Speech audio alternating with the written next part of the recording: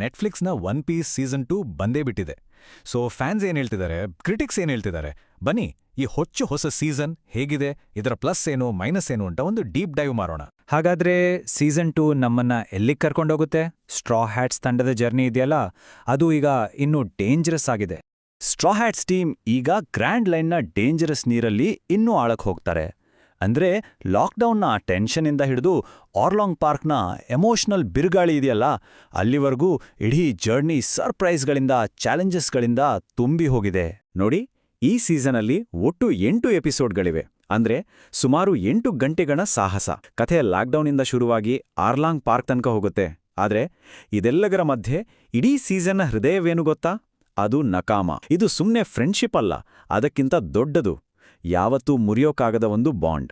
ಸರಿ, ಹಾಗಾದ್ರೆ ಈ ಸೀಸನ್ನ ಪ್ಲಸ್ ಪಾಯಿಂಟ್ಸ್ ಏನು? ಇದು ನಿಜವಾಗ್ಲೂ ಎಲ್ಲಿ ಗೆದ್ದಿದೆ? ಬನ್ನಿ ಸೀಸನ್ 1ಗಿಂತ ಇದನ್ನ ಯಾಕೆ ಒಂದು ದೊಡ್ಡ ಅಪ್ಗ್ರೇಡ್ ಅಂತ ಹೇಳ್ಬೋದು ಅನ್ನೋದನ್ನ ನೋಡೋಣ.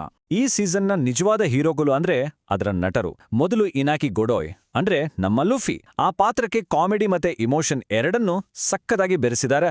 ಪ್ರತಿಯೊಂದು ಗಮ್ ಅಟ್ಯಾಕ್ ಕೂಡ ಪರ್ಸ್ನಲ್ ಅನ್ಸುತ್ತೆ. ಆದ್ರೆ ಈ ಸೀಸನ್ನ ಶೋ ಸ್ಟೀಲರ್ ಯಾರು ಗೊತ್ತಾ? ಅದು ಎಮಿಲಿ ರಡ್ ಅಂದ್ರೆ ನಾಮಿ. ಆ ಪಾತ್ರದ ಇಮೋಷನಲ್ ಜರ್ನಿ, ಆ ನೋವು, ಆ ಶಕ್ತಿ, ಹಬಬಾ, ಎಲ್ಲರ ಮನಸ್ಸನ್ನ ಗೆದ್ಬಿಟ್ಟಿದೆ.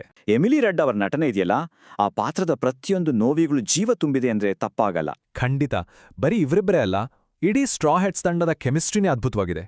ಮ್ಯಾಕೆನ್ಯೂ ಅವರ ಝೋರೋನ ಆ ಕೂಲ್ ಸ್ವಾಟ್ ಪ್ಲೇ, ಆ ನಿಷ್ಠೆ, ಹಾಗೆಯೇ ತಾಸ್ ಕೈಲರ್ ಅವರ ಸಾಂಜಿನ ಫೈಟಿಂಗ್ ಸ್ಟೈಲ್, ಇವೆಲ್ಲವೂ ಕತೆಗೆ ಇನ್ನೂ ಹೆಚ್ಚಿನ ಮೆರುಗು ಕೊಟ್ಟಿದೆ. ಆಕ್ಟಿಂಗ್ ಮಾತ್ರ ಅಲ್ಲ, ಟೆಕ್ನಿಕಲ್ ಆಗಿ ಕೂಡ ಈ ಸೀಸನ್ ನೆಕ್ಸ್ಟ್ ಲೆವೆಲ್. ಮಾನ್ಸ್ಟರ್ಸ್ ಇರ್ಬೋದು, ದೊಡ್ಡ ಫೈಟ್ಸ್ ಇರ್ಬೋದು, CGI ಸಖತ್ತಾಗಿದೆ. ಪ್ರತಿಯೊಂದು ಸೀನ್ಗೂ ಜೀವ ತುಂಬಿದಾಗಿದೆ.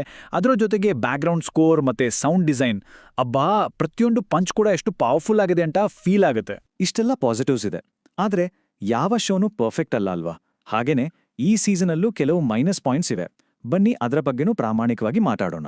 ಮೇನ್ ಆಗಿ 4 ವಿಷಯಗಳನ್ನ ಕ್ರಿಟಿಕ್ಸ್ ಪಾಯಿಂಟ್ ಔಟ್ ಮಾಡಿದ್ದಾರೆ. 1, ಪೇಸಿಂಗ್.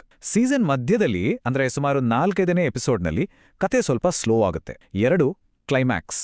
ಆರ್ಲಾಂಗ್ ಪಾರ್ಕ್ ಫಿನಾಲೆ ಗ್ರ್ಯಾಂಡ್ ಆಗಿದ್ರೂ ಎಲ್ಲೋ ಒಂಚೂರು ರಶ್ ಮಾಡಿದಾಗೆ ಅನ್ಸುತ್ತೆ. 3ನೇದು, ಮಾಂಗಕ್ಕೆ ಹೋಲ್ಸಿದರೆ ಕೆಲವು ಬದಲಾವಣೆಗಳಿವೆ. ಮತ್ತು 4ನೇದು, ಟೋನ್. ಕಾಮಿಡಿಯಿಂದ ಸೀರಿಯಸ್ಗೆ ಜಂಪ್ ಆಗೋದು ಕೆಲವೊಮ್ಮೆ ಸರಿ ಅನಿಸಲ್ಲ. ಇದೇ ಆ ಟೋನಲ್ ಇನ್ಕನ್ಸಿಸ್ಟೆನ್ಸಿ ಅಂದ್ರೆ.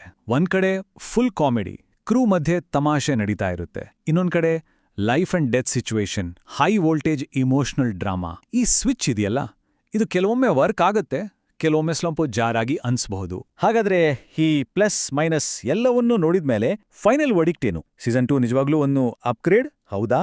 ಹಾಗಾದ್ರೆ ಆ ದೊಡ್ಡ ಪ್ರಶ್ನೆಗೆ ಉತ್ತರ ಏನು? ಫೈನಲ್ ಸ್ಕೋರ್ 5ಕ್ಕೆ 4.5.